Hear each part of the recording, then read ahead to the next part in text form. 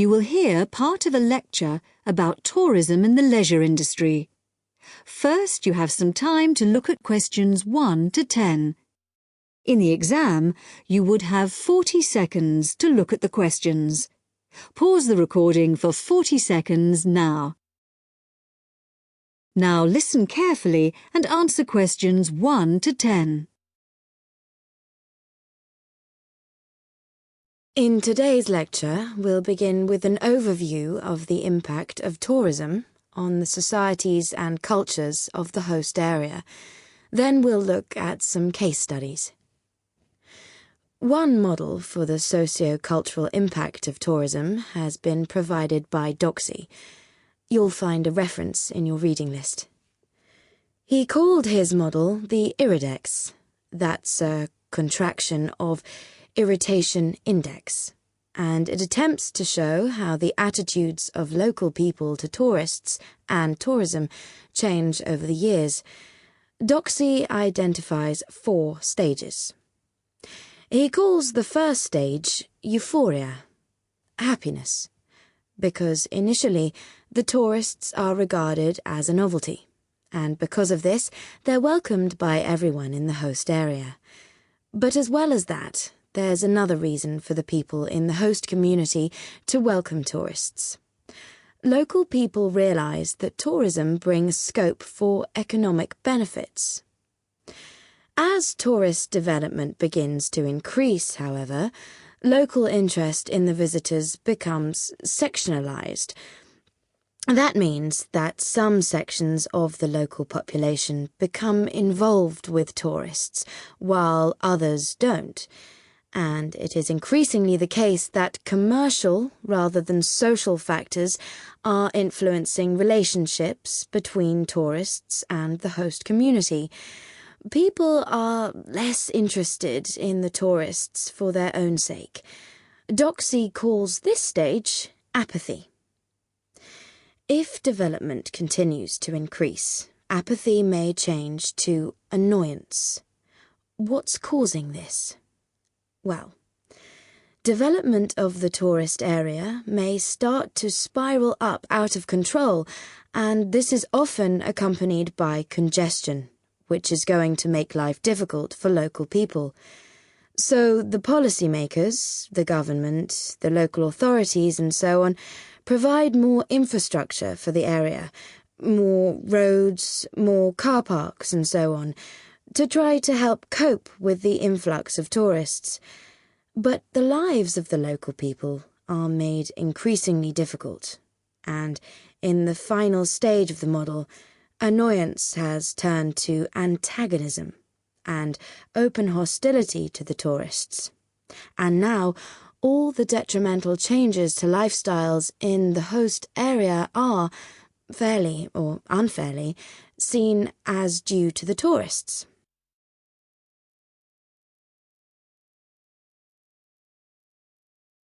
Well, this sort of pathway is certainly a fairly good reflection of what happens in some tourist destinations. But Doxy's model has drawn a number of criticisms.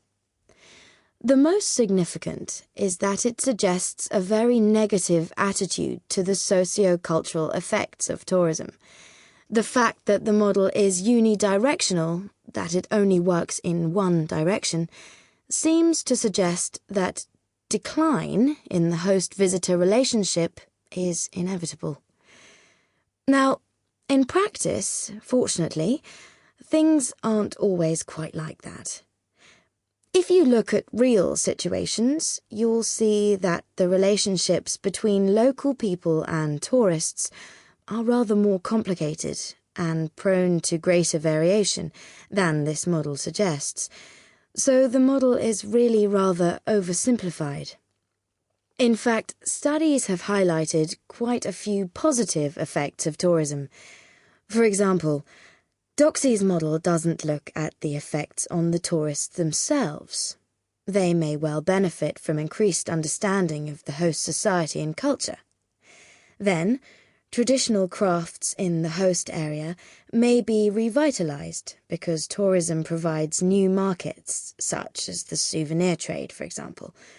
So instead of these traditional skills being lost, local people are encouraged to develop them. There may also be more long-lasting changes, which actually lead to the empowerment of both groups and individuals in the host area. For example, tourism creates openings for employment for women, and through giving them a chance to have a personal income, it allows them to become more independent. In addition, because tourism tends to work through a very few languages that have worldwide usage, those working in the tourist industry may be encouraged to acquire new languages, and this will empower them through providing wider access to globalized media and improving their job prospects in a wider context. Right, now we'll take a short break there, and then we'll look at a couple of case studies and see how far the points we've discussed so far apply to them.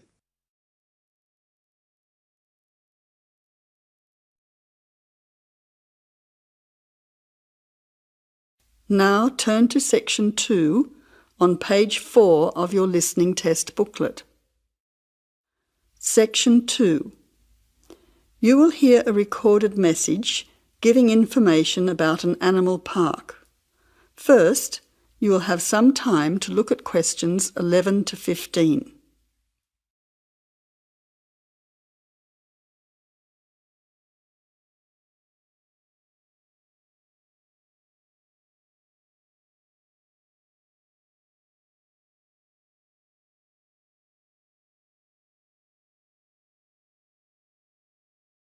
Now listen carefully to the first part of the message and answer questions 11 to 15. Welcome to the Australian Wildlife Park Information Line. The Australian Wildlife Park is very proudly owned and operated by an Australian family, John and Amanda Brooks, who operate the Australian Wildlife Park with their children, David and Sandra. The family doesn't receive any government assistance. It's solely funded by tourists visiting the park. Thank you for your support and assistance.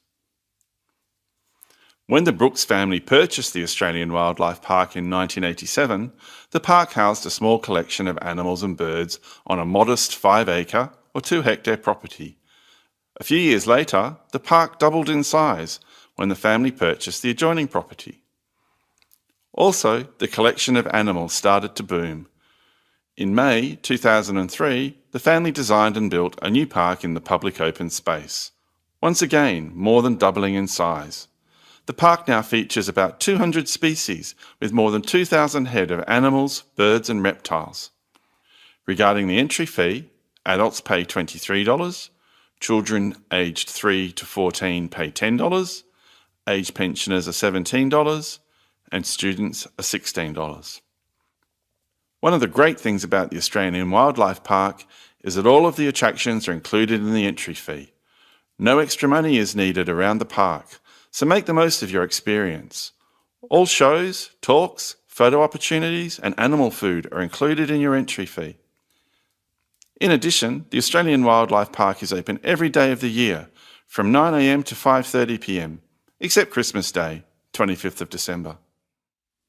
Before the final part of the message, you now have 20 seconds to look at questions 16 to 20.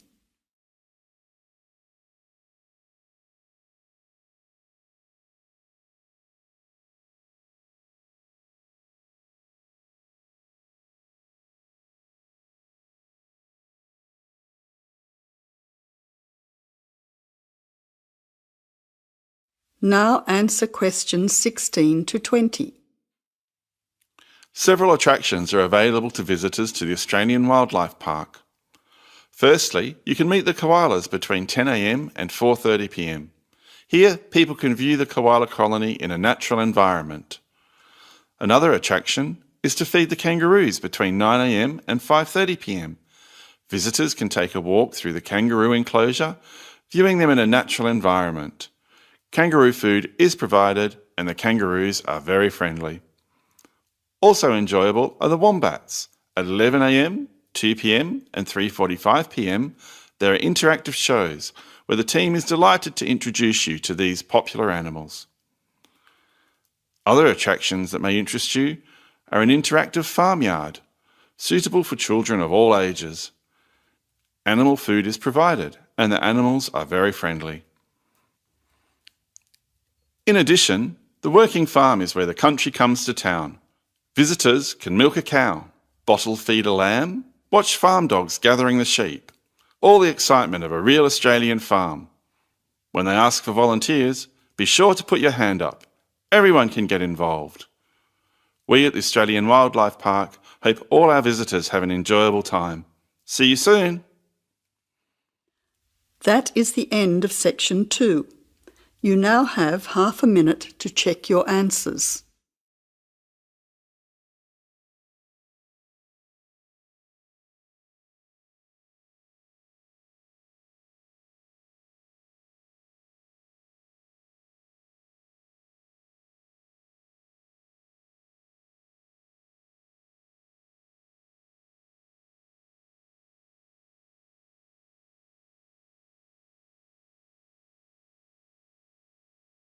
Now turn to section 3. Test 1. Section 3. You will hear a woman called Phoebe, who is training to be a teacher, talking to her tutor called Tony about research she has done in a school. First, you have some time to look at questions 21 to 25.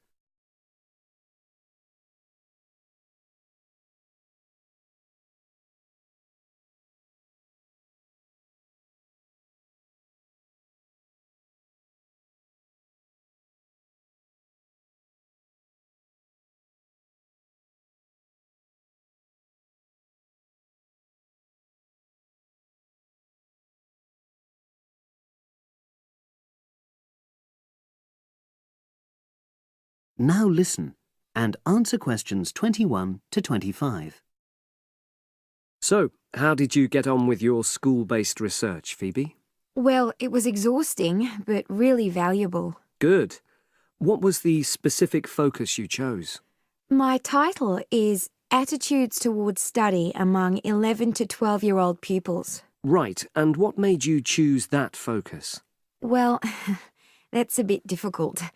Lots of my classmates decided on their focus really early on, mainly on the basis of what they thought would help in their future career, you know, in their first year's teaching. So that's what helped you decide?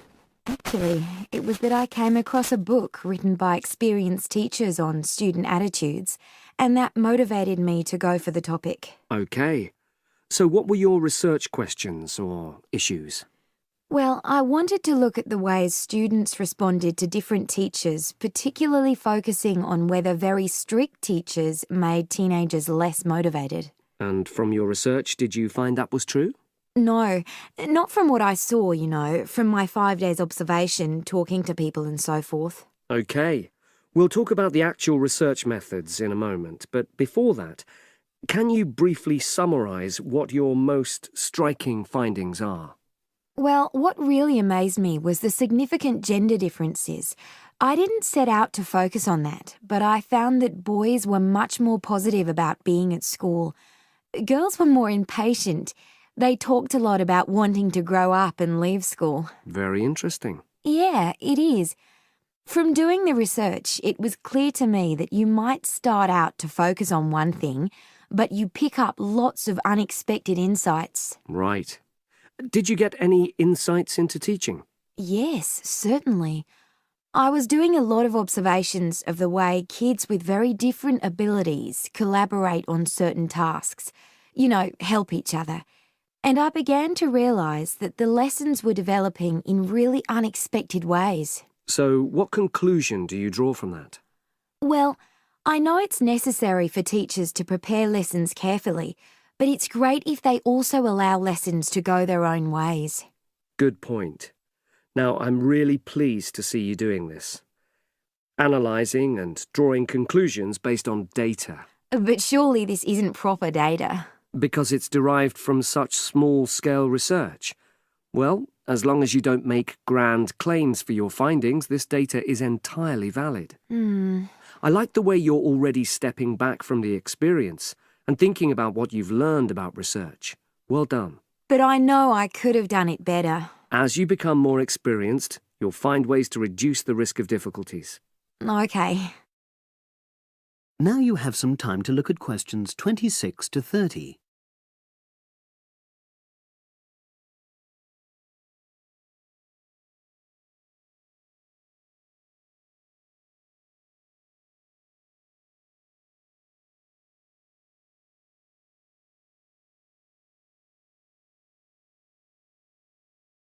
Now listen and answer questions 26 to 30. So, let's look in more detail at how you gathered your data. Let's start with lesson observation. Well, it generally went quite smoothly. I chose my focus and designed my checklist. Then teachers allowed me into their classes without any problems, which surprised me. It was afterwards that the grueling work started. Yeah, it's very time-consuming, isn't it? Making sense of analysing your observation notes. Absolutely. Much more so than interview data, for example. That was relatively easy to process, though I wanted to make sure I used a high-quality recorder to make transcription easier. And I had to wait until one became available. Right. And did you interview some kids as well? In the end, yes. I talked to 10, and they were great. I'd imagined I'd be bored listening to them, but... So it was easy to concentrate? Sure. One of the teachers was a bit worried about the ethics, whether it was right to interview young pupils, and it took a while for him to agree to let me talk to 3 of the kids in his class, but he relented in the end. Good. What other methods did you use? I experimented with questionnaires, but I really regret that now. I decided to share the work with another student, but we had such different agendas it ended up taking twice as long. That's a shame. It might be worth you reflecting on ways you might improve on that for future projects. You're right, yeah. Okay. And the other thing I did was stills photography. I didn't take as many pictures as I'd hoped to. Lack of time? It's pretty easy just snapping away, but I wanted each snap to have a purpose, that would contribute to my research aims, and I found that difficult. Well, that's understandable, but remember... That is the end of section 3. You now have half a minute to check your answers.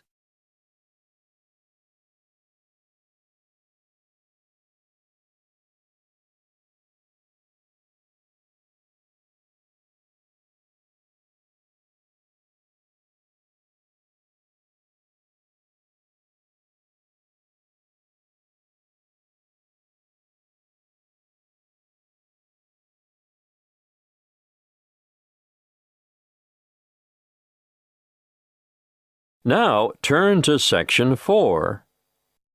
Section 4. You will hear a talk given by a guest lecturer in the Continuing Education Department. First, you have some time to look at questions 31 to 40.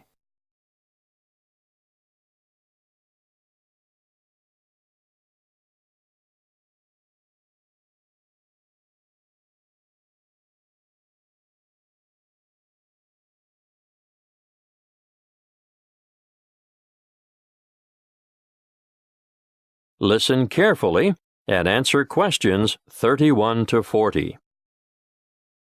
Good evening. I'd like to thank the Continuing Education Department for hosting this series of lectures on people behind the names you thought were fiction. Welcome to this talk on the Grand Old Duke of York. I'm sure you're all familiar with the old nursery rhyme. The Grand Old Duke of York, he had 10,000 men. He marched them up to the top of the hill, and he marched them down again, and so on. But did you know that the Duke of York, immortalised in this popular song, was actually Frederick Augustus, second son of King George III of England and Queen Charlotte? He achieved fame in this way because of the humiliation he suffered at the hands of the French during the Revolutionary Wars at the end of the 18th century. Frederick was born on the 16th of August, 1763, and from the age of 17 He had been trained as a soldier. When war broke out between England and France in 1793, his father, the king, insisted that he should command the British contingent that was being dispatched to Flanders to cooperate with the Austrians and the Dutch. The Duke was a brave soldier, but remember he was only 30 at the time. Not only was he young, but he was also inexperienced in battle, and was unable to cope with the enthusiastic French Revolutionary Army. He was let down by his allies too, and in spite of the arrival of 10,000 fresh troops from England, his campaigns were a disaster. He was driven out of Dunkirk in September 1793, Flanders in May 1794, and Belgium in July 1794. Finally, during the winter of 1794 to 1795, his army retreated to the border of Hanover, and, with his unsuccessful campaigns over, the Duke returned to England. It was after this military fiasco that the Duke of York came to be, rather unkindly, satirized in song. Would you believe, despite all this, King George III arranged his son's promotion to the position of Commander-in-Chief of the army in 1798, and in the following year he was appointed to command an army sent to invade Holland. Again he was unsuccessful, and this confirmed the general opinion that he was not capable of commanding an army in the field. Nevertheless, the rhyme is a bit cruel and harsh, because it doesn't take into account the nature of the soldiers who served with Frederick. All the blame for lack of success should not have been attached to the Duke alone, because the army he had under his command was made up from what is commonly described as the scum of the earth. This is a somewhat offensive term, used to refer to a group of people regarded as despicable and worthless. Who were they, these ordinary soldiers? Well, they were mostly vicious, brutal ex-convicts, or raw recruits, and elderly men. The officers who commanded them were all untrained as military men. In fact, they were anybody who could afford to buy a commission. But here's the really great thing that, unfortunately, the Duke of York is not remembered for. He realized that this was a hopeless kind of army, and he set about improving conditions in order to recruit higher quality soldiers. He introduced padres. Are you familiar with the term? No? Well, let me explain. You see, members of the British Armed Forces are generally Christians of one denomination or another, and a padre is a Christian cleric or chaplain who ministers to the soldiers and attends to their spiritual needs, without belonging to any particular grouping within the Christian faith. Now, where was I? Yes, Frederick introduced padres, doctors, and veterinary surgeons to the battlefield. Why vets? To attend to the horses, of course. Remember, we're talking about late 18th century battlefields. He was also the founder of the Royal Military College for the training of officers at Sandhurst. Yes, the very same one where the princes and other members of the royal family receive their military training today. Frederick also founded the Duke of York's School in London for sons of soldiers killed in battle. His name is perhaps better commemorated by this school in Chelsea than by the column that stands at the top of Waterloo Steps in St James's Park. In 1807, the Duke was involved in a scandal with a woman, and as a result resigned as Commander-in-Chief. But he was reinstated in 1811 by his elder brother, the Prince Regent, who later became George IV of England. He continued in this post until his death in 1827. That is the end of Section 4. You now have half a minute to check your answers.